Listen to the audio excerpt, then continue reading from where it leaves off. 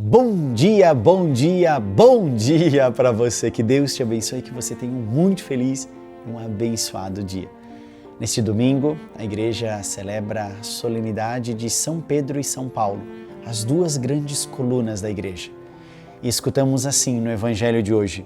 Chegando ao território de Cesareia de Filipe, Jesus perguntou aos seus discípulos: no dizer do povo, quem é o Filho do Homem?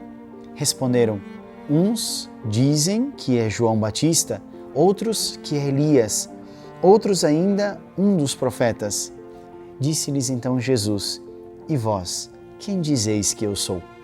Simão Pedro respondeu: tu és o Cristo, o Filho de Deus vivo. Jesus então lhe disse: feliz é Simão, filho de Jonas, porque não foi a carne nem o sangue que te revelou isto, mas meu Pai que está nos céus. E eu te declaro que tu és Pedro, e sobre esta pedra edificarei a minha igreja, e as portas do inferno não prevalecerão contra ela. Através destas palavras e olhando para essas duas grandes figuras de hoje, nós identificamos duas dimensões importantes da igreja. Uma dimensão mais institucional, representada em Pedro, e uma dimensão mais missionária, representada em Paulo.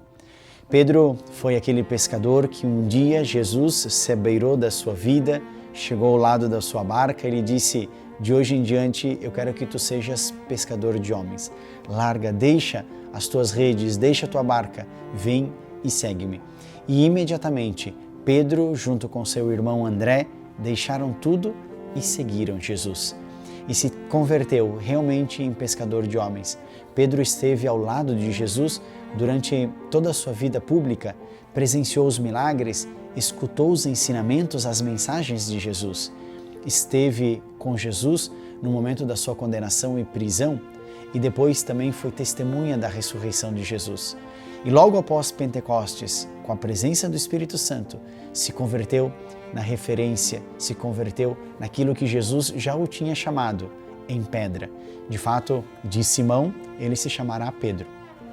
Paulo era um judeu acérrimo, um fariseu que tinha estudado a cultura e sabia a memória, a Torá judaica, um grande conservador e cuidador dos costumes judaicos, acreditando que assim estava sendo extremamente fiel, zelando não só ele, mas para que os outros também fizessem aquilo que Deus pedia e lhes tinha ensinado. Mas um dia, indo para Damasco, perseguindo os cristãos, ele foi derrubado daquele cavalo e então, vendo aquela luz que depois o cegou, escutou de Jesus dizendo que porque o perseguia, pois ele era Jesus a quem Saulo buscava. E também ele se transforma num grande missionário. Depois daquela experiência de Jesus que lhe tocou não só os olhos, mas sobretudo o coração, Paulo começou a anunciar esse Jesus, esse Messias esperado.